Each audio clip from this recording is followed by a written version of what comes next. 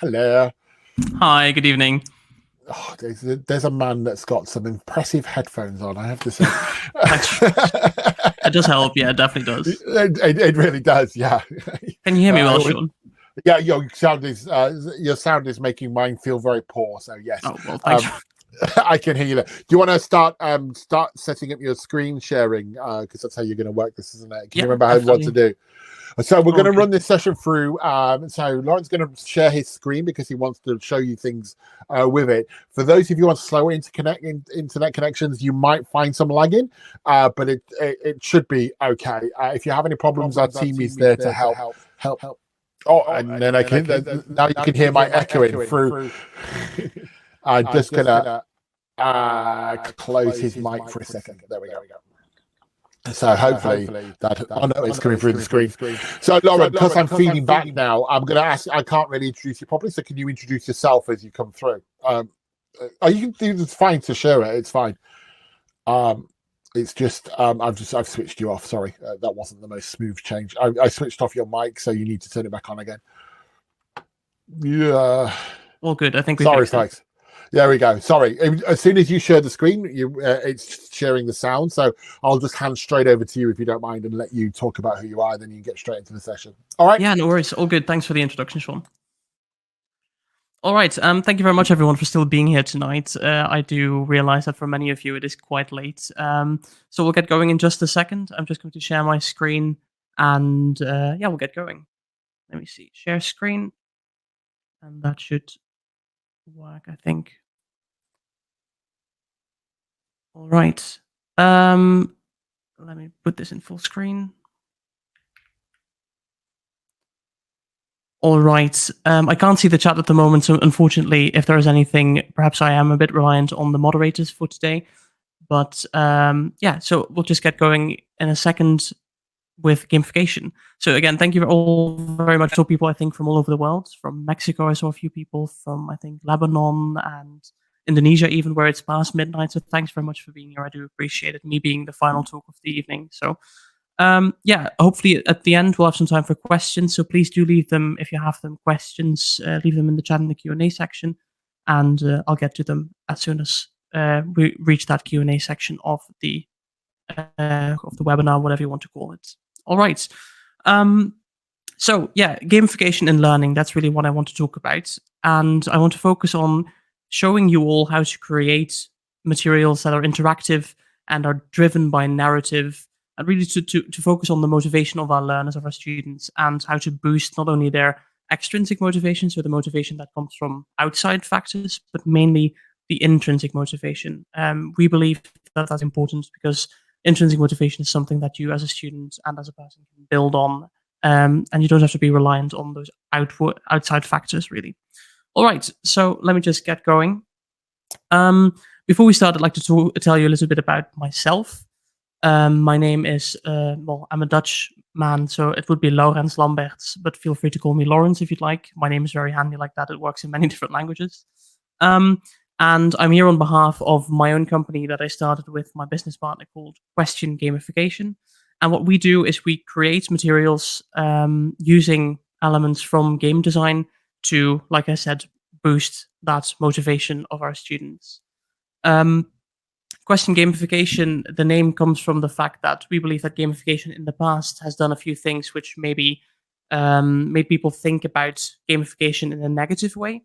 Maybe soured some teachers on the idea of gamification. So I hope to show you a new way of looking at gamification today, which might make you change your minds a little bit about gamification and what's possible really for us as teachers to do with gamification in our tool belt.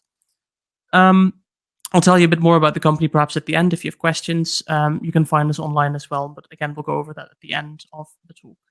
A bit of background about me. I am an ESL teacher. I've been teaching for about 5 years now, and I've taught at secondary school, but also tertiary education, so at universities of applied sciences in the Netherlands. Before I was a teacher, I also was active in the esports world. Not sure if that's something that you were all familiar with, but mainly what that means is just like we have professional sports like football and tennis and all kinds of things in that world, we also have professional gaming, and that's really where I started and where I found my my interest in teaching others. So yeah, kind of the combination of that ESL teaching as well as esports made me find this middle road of using gamification in my teaching and creating materials with teachers, with schools, and showing you all how to use gamification in the classroom. So that's a bit of my background. We've used some art today in the PowerPoint, and just to highlight that we haven't forgotten to include the sources. This is art that we create in-house. So if you are wondering about the art that's in the PowerPoint today, then feel free to ask questions about that at the end as well. All right. Now, for many of you, gamification might be a familiar term. For some of you, it might be a very new term as well. So for those who are familiar, and perhaps if you aren't familiar as well, I'd like you to think about for a second what gamification, what that term might mean for you. I am on a bit of a delay, I know, in the chat, so I'll have a look after a little while. But mainly, this is an experiment for you to think about, okay, what do I already know about gamification? And the things that we'll talk about today, you can reflect afterwards perhaps on if that is actually what you thought about when you thought gamification right now. So I'm going to ask you, thanks again for your attention and thanks for your participation. If you could maybe type something in the chat about what you think gamification might mean. Now, I'm on the delay, so I'm going to leave you to do that while I continue. The definition of gamification is what's shown on the screen right now, and it is to introduce game design elements in non-game contexts. So that means what's kind of introducing the things that we learn in the world of game design. So that could be video games, could be board games, all kinds of different games. And what are the things that we can learn from that? What makes that motivating, for example? What makes that fun? Why do we want to play games? What can we learn from that and implement into that might not have that, might not have those things? So it's used all over the world in different situations. It could be used in, for example, business settings, but naturally, of course, today we're going to be focusing on the educational side of things. And I'm hoping to really show you a few examples today that we think we can really implement into our own classrooms and, reap the benefits from that. All right. Whereas this is a very broad quote, really, and broad term or explanation about gamification, what happens is we tend to see very narrow implementations of gamification in education. For example, this is a quote from the website Centrical, but this is a quote you find all over the place. If you look online about gamification for learning or gamification in the classroom, it says basically gamification for learning is based on applying techniques from the world of gaming to educational goals, which sounds great, which is good. And also it says which tap into intrinsic and extrinsic motivators. So we already mentioned those at the start a bit, intrinsic and extrinsic motivators. The problem that we tend to find from our point of view and from my point of view when I was teaching full-time is that most of the gamification applications we see is really targeted towards that extrinsic motivator. I've highlighted a few at the bottom. So these are the examples that, in this case, Centrical uses. For example, it says points or coins, advancing through levels, earning badges, and friendly competition.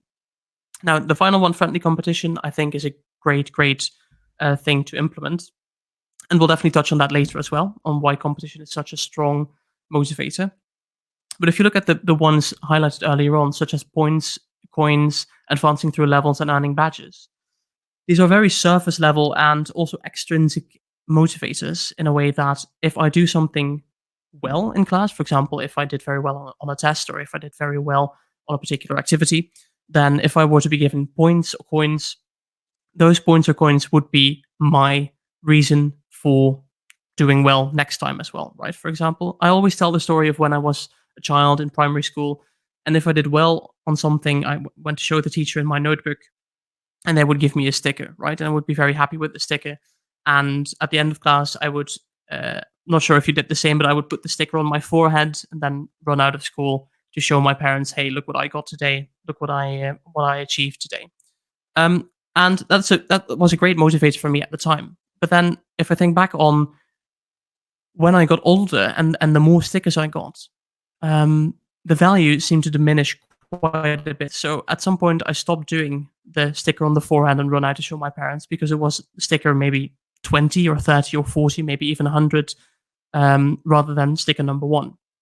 So the problem with extrinsic motivation is that we see that it needs to be consistent with the audience. So as your audience grows up, perhaps you have an older audience, people grow up to be older, a sticker doesn't mean as much to you anymore. But also, if you keep getting the same rewards and it doesn't scale up in terms of value, people seem to derive less motivation from that. So that's why we feel that intrinsic motivation is the most important for us to focus on. Now, what does that look like? In order for us to figure out how to actually intrinsically motivate our students and to really help them find the motivation from within, right? So find something that they are passionate about or that they find fun in terms of doing an activity, or if they are doing something that we don't want them to be reliant on the outside, but we want that to come from within. We need to figure out why we, as people in general, but mainly our students, why we actually play video games or board games or any games in general. So there's a few subjects I want to highlight. The first one being agency. Now, there's a few bullet points, and I might not have time to go through all of them today, but just as a reminder, you will receive the slides later on, so don't worry about anything that I might skip for now. Agency is something that I want to talk about because it's something that we see time and time again in our own research that we do with question gamification, but also experiences that we have talking to other teachers. Students tend to have very little of agency. So being able to make meaningful choices in the classroom. So what we see is that students, very often, they feel like they're on some kind of roller coaster. They're strapped in and they're stuck in a classroom for, let's say, 45 minutes on average, maybe an hour, depends obviously on your classroom. And they're along for the ride. And during that ride, obviously they can do activities and they can raise their hand and they can participate. But they can't really make any choices that meaningfully impact the way they are learning. Now, the second point is having those choices impact our world. So when they make choices, it needs to have some kind of impact. That impact is a very, very strong motivator because you feel that the things that you do and the things that you say, they make a change. They have influence on your learning, on your day-to-day life, right? So the bottom one, for example, also says learning through the mistakes we make along the way. So yeah, that happens, especially in a class where you answer questions and you might make a mistake and then the teacher corrects you. But sometimes making that meaningful choice and then finding out that making that choice was a mistake, something happened along the way and you perhaps should have made a different choice. That's a very strong motivator as well to think about what choices you've made and the way you were present in the conversation and in the classroom today. The background you see I've chosen is of a traveler really reaching a fork in the road and having multiple options. He could go up the mountain, down the mountain, and each choice might have a meaningful impact on their day, really. Now, the second aspect which we find very important and which gamification allows us to focus on is ownership.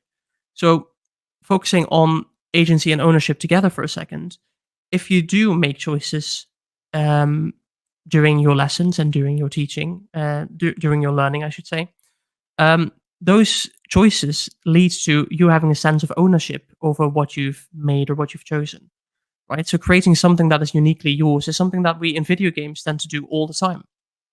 For example, if you think about very common games that students talk about, such as Minecraft, where they can create their own house in any way they want, for example. That's why I've chosen this background of somebody looking proudly at something they've built.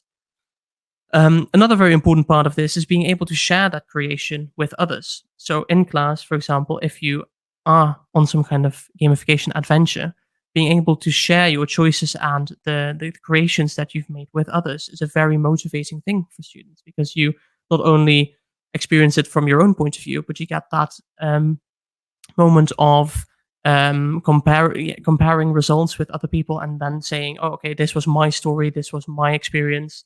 And that might be different from others, right? So the third one could be emotional value, because you put in effort, right? You build something. Again, that house in Minecraft, that took some time to build. So you attach a certain emotional value to the things you create and the things that you share with others. Now, This is something that we do focus on quite a bit during education, but this harkens back to the discussion of extrinsic and intrinsic rewards.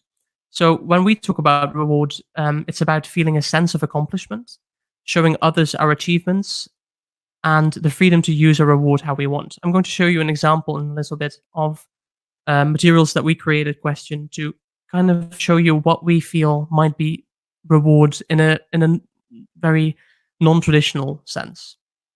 The fourth bullet point might already give a hint a little bit, which is to unlock abilities and to apply those abilities to new situations. Imagine that you're in a story, right? Or in a game, and you find something. Let's say the treasure chest that you see right now, it contains some kind of item. And this item could be, let me say, I'm just thinking on the fly, it could be some kind of letter.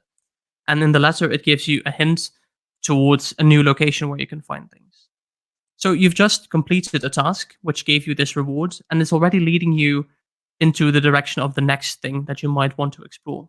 It could also be a weapon traditionally in video games, right? You might find a sword which allows you to defeat an enemy and then progress the story in that way. So that's what we mean with reward, not necessarily people and students complete something and then they get the sticker, or then they get the pencil or the eraser or the pencil sharpener that we might have done in the past, or maybe the stickers and the achievements that we talk about very often with gamification. Rather than that, or rather than those examples, we might give them something that they can actually use and that helps point them in the direction of the next interesting situation for them to learn about or to be active in. Now, finally, we talk about this all the time when we talk about gamification, is that students tend to play games because they're fun, right? And fun sometimes plays a big role in what gamification might mean for you as teachers. That you're afraid that if I do some kind of gamification in my classroom, I'm focusing on the fun elements of things, and I'm not focusing on my teaching goals, my learning goals, as much as I'm an entertainer. I saw somebody mention that in the chat a little while ago about VR as well. Is that the ideas about VR sound very good, but some of you might feel that your role as a teacher, like the traditional role of teacher, might be slightly vague in that sense, and that you feel like you're more of an entertainer. I'm going to show you today a way of hopefully being both.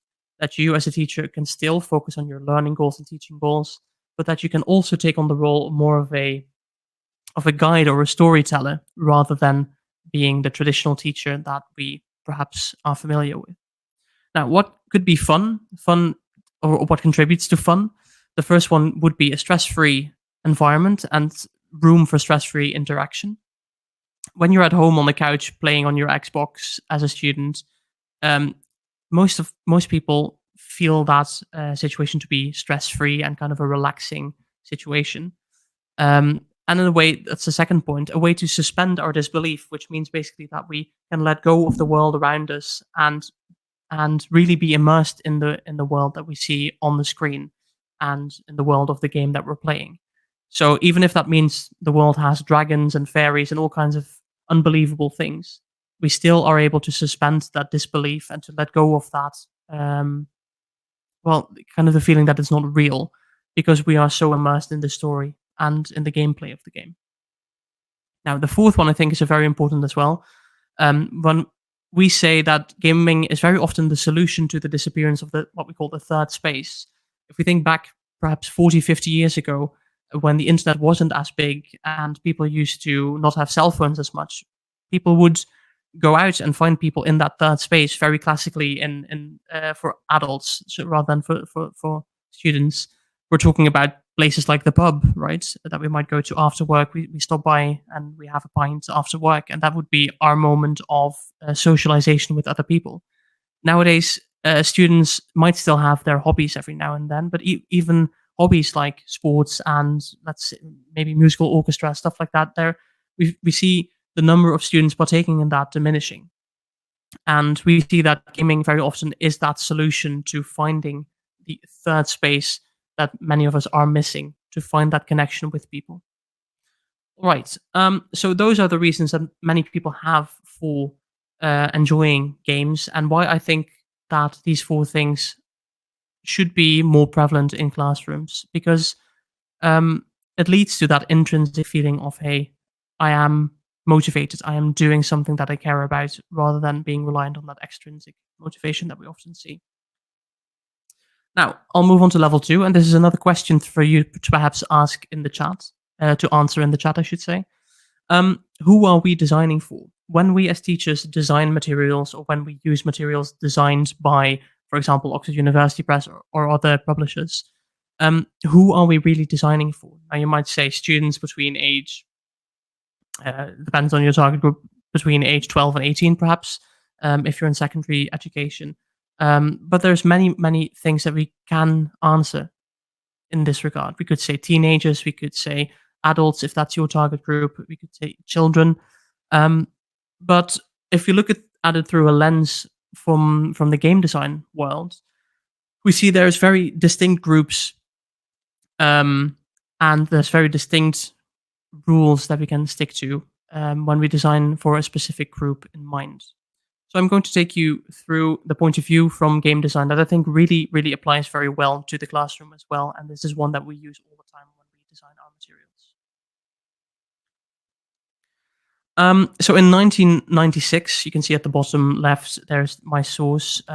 Richard Bartle did research about player types in what we call massive multiplayer online role-playing games. Now, that's a mouthful, but basically, if you've ever heard of World of Warcraft, that is one of those specific games. So it's a massive online game with people interacting all the time.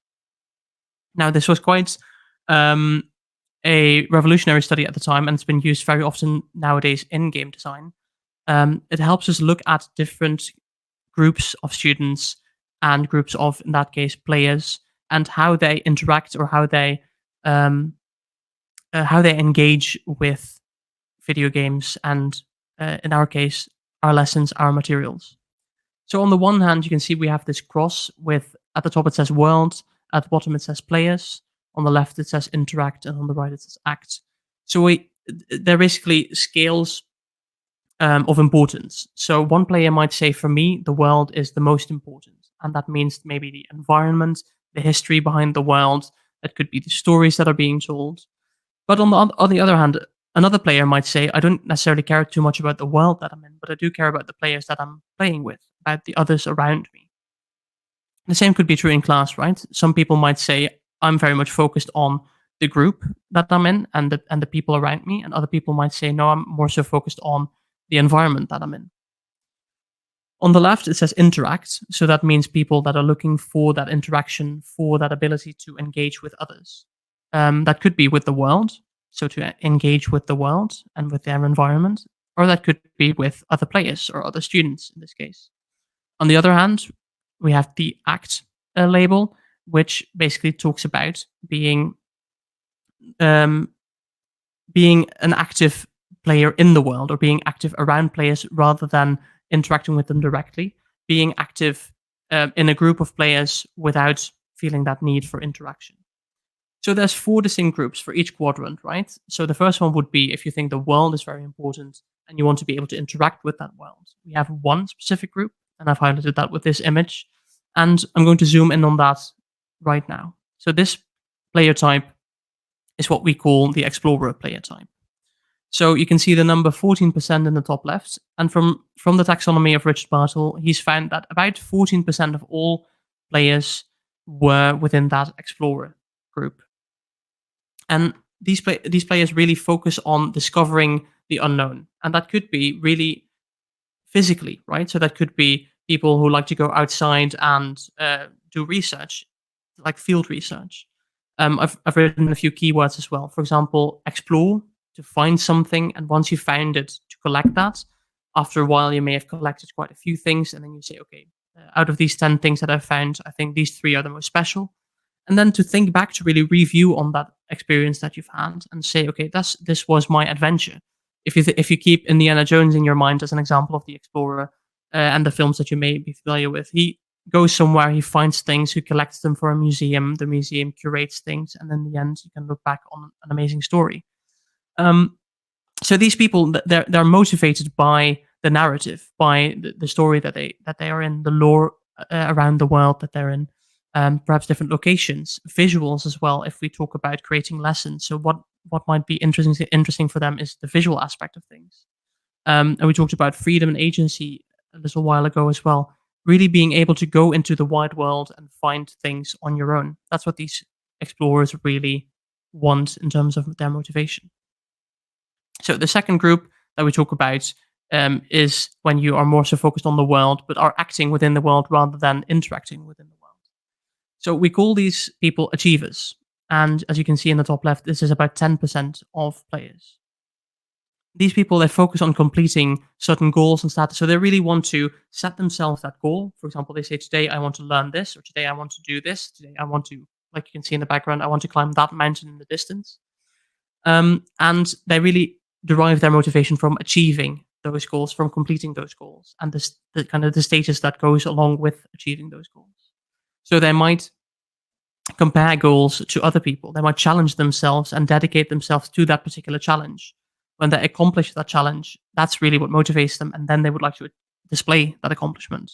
Now, this is what we as traditional, when we talk about traditional gamification, this is what we think about these people and how we might provide them with that motivating achievement or that badge that they receive, that they can see on a leaderboard, on a ranking, that they rank number 1 or number 2. We might give them an item as that physical representation of their achievement. We might give them a title. For example, when somebody climbs Mount Everest, we might give them a title. We might give them a plaque. Even for today, for tonight's talks and the conference, you receive a certificate of attendance. That is a kind of way of showing that, hey, you've achieved this, right? And this is really what we tend to focus on, not just in gamification, but in education in general, right? So yeah, that's about 10% of players, which I can tell you is quite a substantial group, but it's by far not the largest group. The largest group will be our next one, which is people that are looking for interaction between players. And as teachers, we recognize that quite a large group of our students is also very much motivated by working with the people around them. So as you can see, 75% of players, in case of Richard Bartle's study, would call themselves or would fall in the kind of title of socializer. And these are people that really derive their motivation from focusing on the connection and the cooperation that they have with the people around them. They might want to communicate with each other. They want to connect on some level. They want to engage in teamwork and in group assignments. They want to specialize. So if you say, for example, in a group there's 4 or 5 players, or in our case, students, one might say, hey, I'm good at this. The other one might say, I'll keep an eye on the clock. And the other one might say, I'll do the presentation in a bit, right? So people, when you are part of a team, just like we are in society, we tend to specialize and really focus on what makes our personality come to life within a group. So you don't have to do everything, but you might focus on the things that you're good at. And finally, I think the most important one perhaps is that you want to befriend the rest of the people around you. And you want to cherish that bond really that you've built with the people that you are part of. So these people might be motivated by the interaction part of things, but also the characters that you meet along the way, the community that you're a part of, the memorability of certain, let's say, stories that you've created together, the time that you sat around a campfire, the time that you created a group project together. You might be motivated by being able to protect something within a video game that you've built. I'll go back to that example of the house in Minecraft. At night, monsters come out and you have to protect that house. Another example might be trading within a video game, and trading within the classroom could be something that we do as well if we talk about activities where one group might have a certain amount of information and the other group might have different information, and you need to talk to each other to fill in the gaps and to really share that knowledge that one half has and one half doesn't have. All right, so socializers, seeing as it is 75% of players that we see in video games, I also think that social aspects in the classroom are a great source of motivation if we know how to employ them. And I hope to show you a little bit about that today as well. Now, the final group is a very small group if you've kept count. And it's a very small group, but it has a very, very large impact on the classroom and on the world of video games as well. We tend to call them, and it might sound more gruesome than it actually is, but we tend to call them killers. And these people, they focus on competition and being the best you can possibly be. So with my experience from the esports world, from professional gaming, this is really what we're talking about. The people that want to be the very, very best.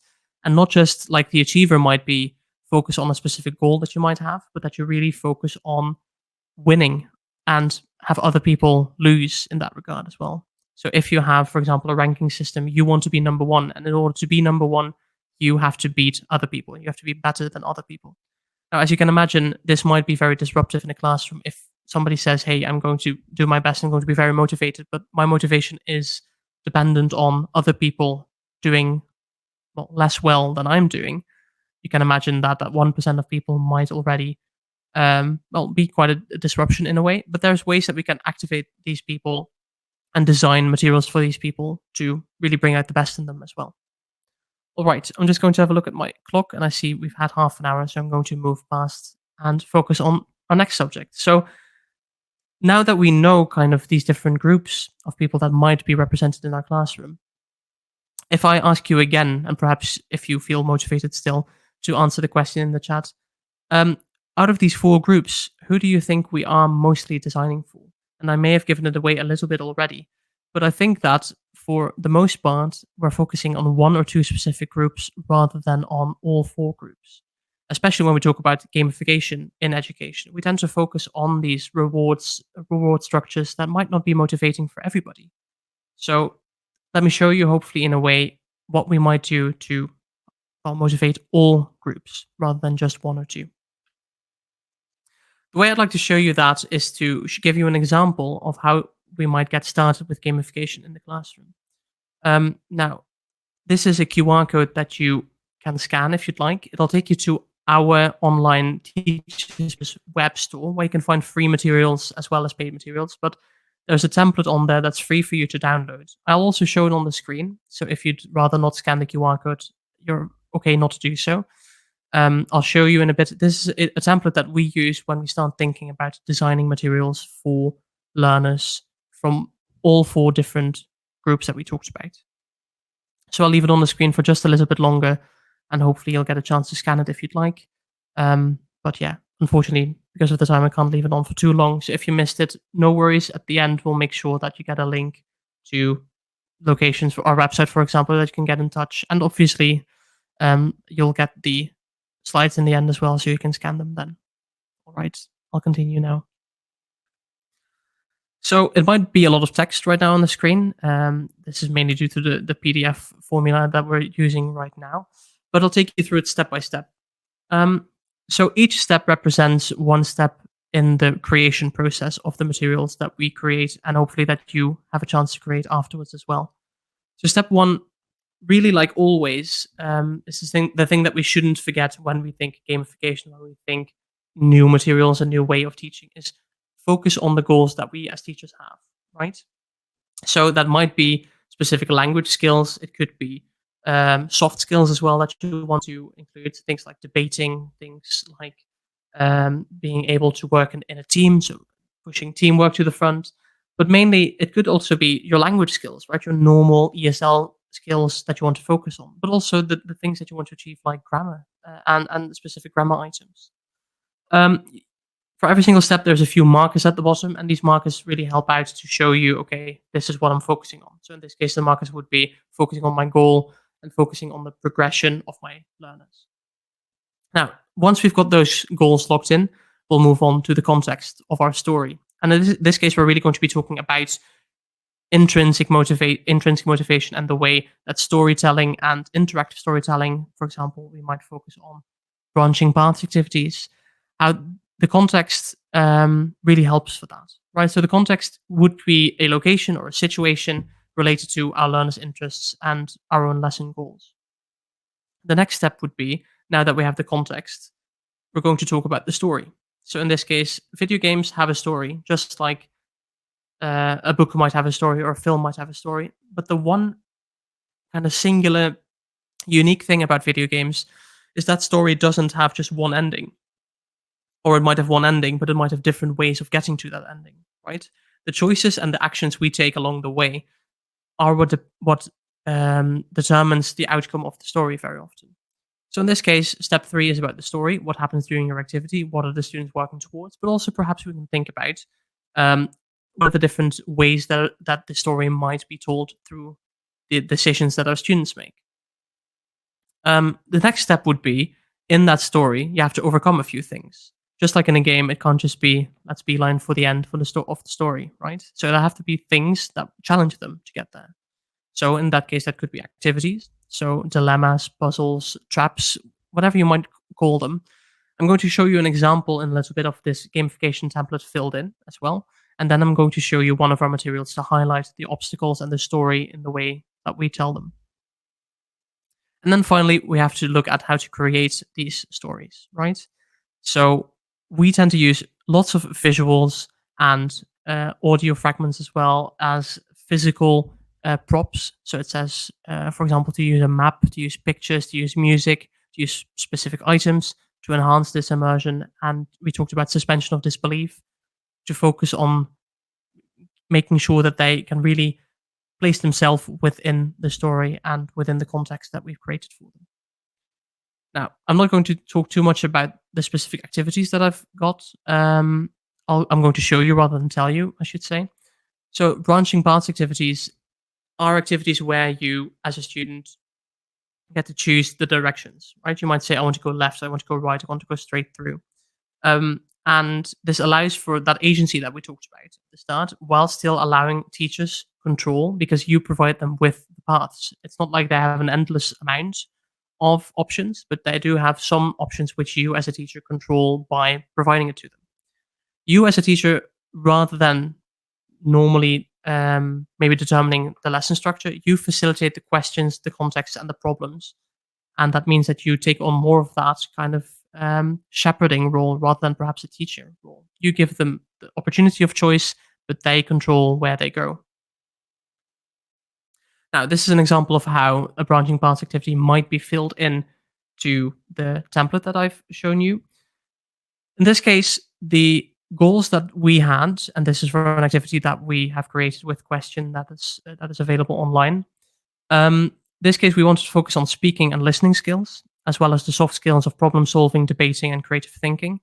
And because we really don't have the opportunity very often in our classrooms to really focus on just the literature that we want to focus on, we also wanted to include a literature aspect, which is in this case the Gothic novel by Bram Stoker, which is very famous, called Dracula. So step 2, you can see we have the context, which is Dracula by Bram Stoker. And it says you were invited by a count to travel to the distant region of Transylvania to help him take care of business in Romania before he departs for England. And now for each step, it becomes clearer and clearer what the branching paths activity and what the story is going to be. In the end, for step 5, it says we wanted to create this like we very often do with materials and with a program that we're all familiar with, which is PowerPoint. Now, many of you might think that PowerPoint is very limited in a way and that there's many more other software online that can help you out with creating gamification materials. But we, as a publisher, focus on creating with PowerPoint 95% of the time. And I hope to show you an example of that in just a few minutes. Now, there's many more activities included in here, and I suggest if you find them to be interesting and to be exciting to learn more about, for example, an escape room activity, there's another example filled into the template as well, but I'll leave that for you to explore on your own once you receive the slides.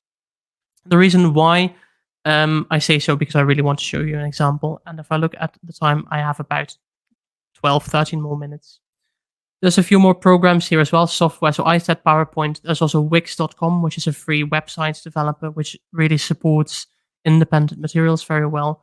And then finally, if you're familiar with the Adobe suite, there's also Adobe Captivate, which allows for many different materials, and because they really have dozens and dozens and dozens of templates, which might help you get started with creating gamified materials. Now, in PowerPoint, that's what we're most familiar with. That's what I want to focus on, because I think that as a teacher, if you just have a few simple tricks in your mind when you're creating a PowerPoint, you can create something that is really new and exciting for your students. All right.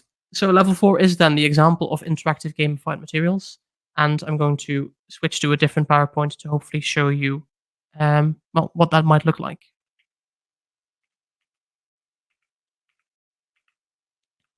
All right. So this is material based on the poem Ozymandias by Percy Shelley. And the poem is quite short, but it's very evocative of the surrounding. And the surrounding is basically a traveler walking through the desert and finding the remains of a very old civilization. In this case, the remains of the pharaoh called Ozymandias. And we've turned this short poem into an adventure that you yourself play through as the explorer in the desert, where you find different things from that civilization. And it starts out with you in a cafe. And I'll show you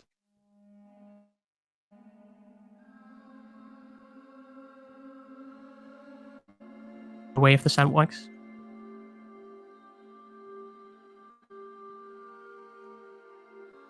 So you're giving a little bit of an introduction, and it says that you've traveled to Cairo, and basically you received a letter from someone to explain what you're going to be doing next.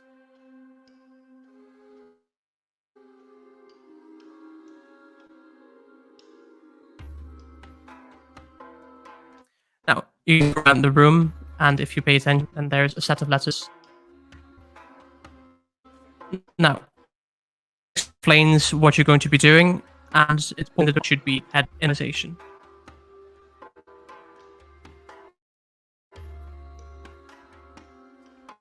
Now, you can click between the pages like to read more, and then it points you in the direction of bag, which is basically your inventory for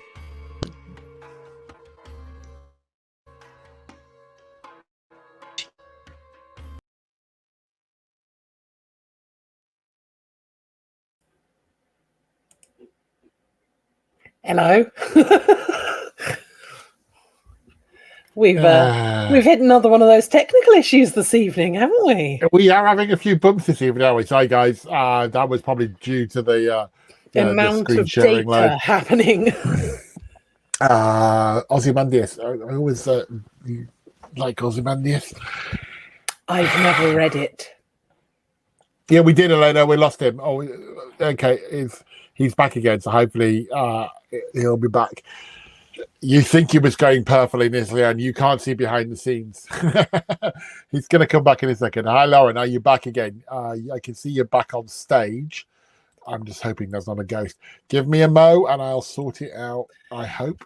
It's really, really interesting, isn't it? And I think, I think it can be quite difficult for teachers to sort of move that transition from just playing a game in a classroom to thinking about what are all of the elements that make games fun, and then trying to translate them. And I'm loving this session. It's so informative. Okay, well, I'm gonna just we're gonna have to stay with us for a second. I'm gonna take the drastic action of no problem. Then, Rosa Margarita saw it coming. Yeah. No, he's really stuck.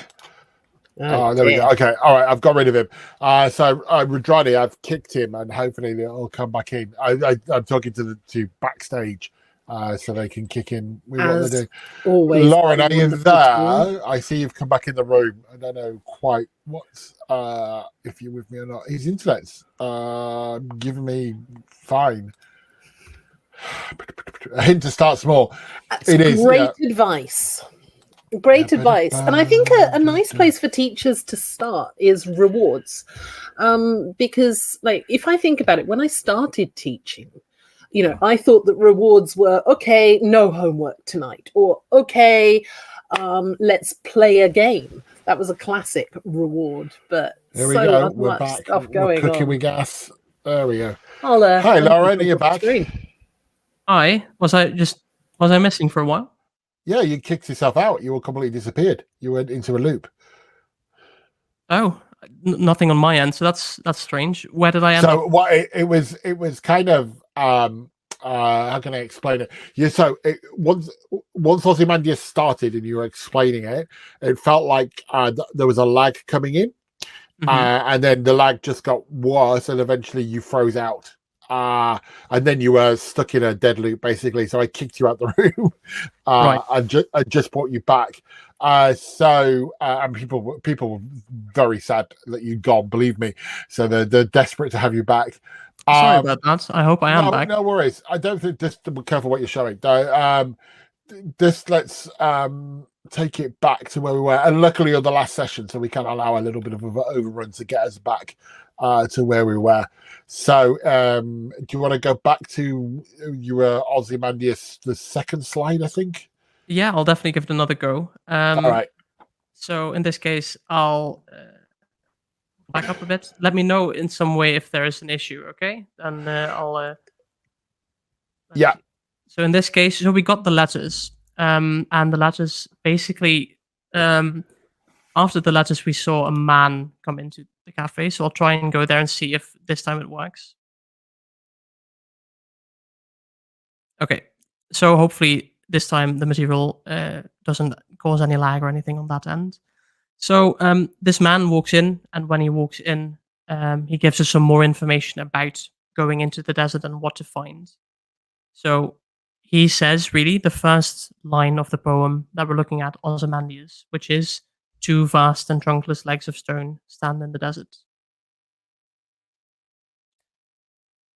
All right. So now that we know that and we have this information, we know where to go. And if you look on this map, there's one little red circle that this man has made for us that we can click on, and then we can travel into the desert.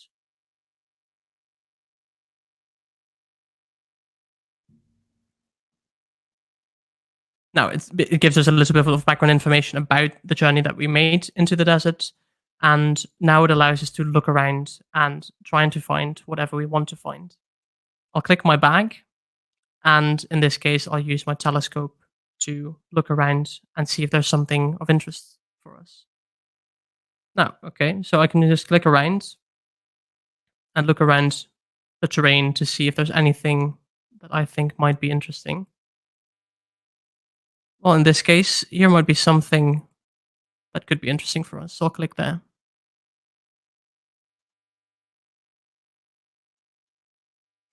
Well, these must be the two vast and trunkless legs of stone, which stand in the desert that we were trying to find.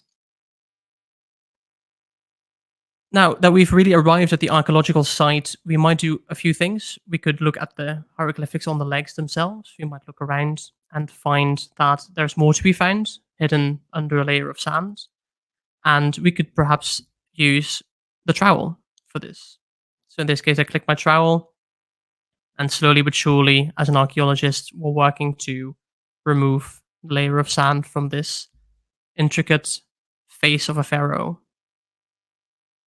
Now, there's many more things that we can do and that we can find in this adventure about Ozymandias, and each thing that we do find is recorded in our little log, which is in our bag. All right. What I wanted to show you is that this is all a PowerPoint. So as you can see, it's quite an intricate one, and I want to say don't be afraid of the amount of work that it might be. Obviously, we do this as a full-time thing, and we work on this quite a lot. But there's many, many things that you can do with just very, very small, useful tips and tricks, which I hope to show you for the final few minutes before we move on to the Q&A. This is an example of a different PowerPoint that we created for you as teachers to use for free. Again, it can be downloaded for free online on our web stores, on our TPT web store, Teachers Pay Teachers. We'll make sure to include a link in the material for you to use in the end. And this shows you what a nonlinear lesson might look like if you don't focus too much on all the visuals and all the audio and all the bells and whistles that we might do. And you'll still be able to use the nonlinear material for the things that for the beneficial aspects of them, such as the agency that your students might derive from being able to make those choices. Now, this is behind the scenes, so this will look messy, right, in terms of text, but there are just different lines of text that appear one by one on the screen. So I'll show you what it looks like actually go about creating something like this. So it says, this is your story. Anything is possible. which choices will you make? Now, and then we might click here to begin. Now, this is what we call the compass, right? So we have north, east, south, and west, and they all represent the direction we can go to in our lesson. Right now, this is a template, so there's nothing written down. But you as a teacher might say, okay, north might be the grammar item that I want to talk about. East might be something that we talked about last time. South might be information about an upcoming test, and west might be something entirely different. And as you would be able to have a discussion with your students about, okay, what do you think would be the most helpful direction for you to go to today? Because we might not have time for everything. We might have to do everything in 2 lessons or 3 lessons. And I want to give you the opportunity to focus on what you think is most important. Now, right now, what happens if I click these directions, nothing happens. So I'd like to show you basically what we do times 1,000 is something that we can all do in PowerPoint if we're only slightly familiar with the program. So in this case, we kind of need to turn these into buttons to send us to different slides and different directions within the slide, within our presentation, I should say. So what I do is I go to Insert up here, I go to Shapes, and I'll just use a square for now. Now, this is my square that I've created. This will turn into my button. And this button might go north, east, south, or west. Doesn't really matter for now, but I'll show you how to actually turn this into a button. So again, what I'll do is I'll go to the same menu to Insert. And I've got the Action button up here with the little star. It might be hidden underneath like a sub-menu for you if you're trying to do this at home afterwards or maybe right now. I click Action, and then I have all these options. It might allow me to play a sound, that if I click this, then a sound might play. But the most important one that that we tend to use for our material is to click on Hyperlink to.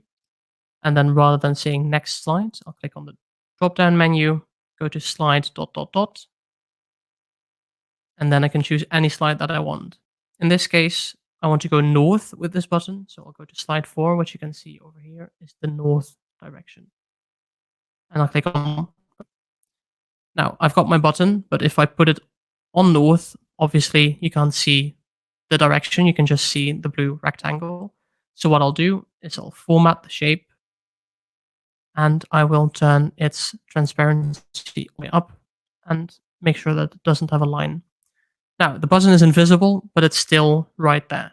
So right now, if I go full screen, after my animations play, I can click my button and it will take me north.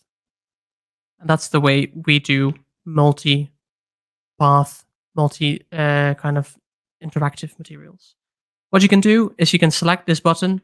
You can see it using Ctrl-C, Ctrl-V, or whatever way you want. Now I've got a new button, and I'll put that over my east direction. The only thing I have to change is an action, change from slide 4 to slide 6. And it gives me a preview of east. So now when I go full screen, after my animations are done playing, I can click east. And rather than going to the next slide, I go to my east slide. Now you can imagine this east slide could have anything on it that you wanted, right? It's just still a regular PowerPoint. This could have the background that we had in Ozymandias of a backpack. It could be the background of the desert that we're looking into. But it's all based on this very simple principle of creating buttons and making sure that buttons are linked to the correct pages. You can also go backwards, you can go forwards, you can go any direction you want. And this is the way that we create materials in PowerPoint that are really, we think, interesting and interactive for our students. All right, and I think seeing as I ran a little bit over time with the actual lag that we experienced, I think we might have to start going into the Q&A at this point. So I'll stop sharing my screen. Honestly, if you've got more to say, you can have a few more minutes. I don't mind us going 5 minutes over. All right. This was mainly what I wanted to show you. Okay.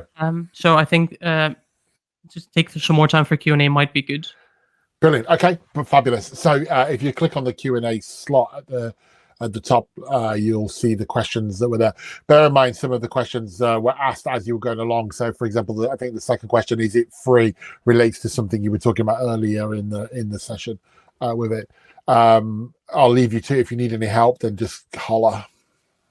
All right, so I'm in the Q&A, and I'll go to try and go from bottom to top. So it says, which improvement of game industry engines are used to create the materials instead of PowerPoint?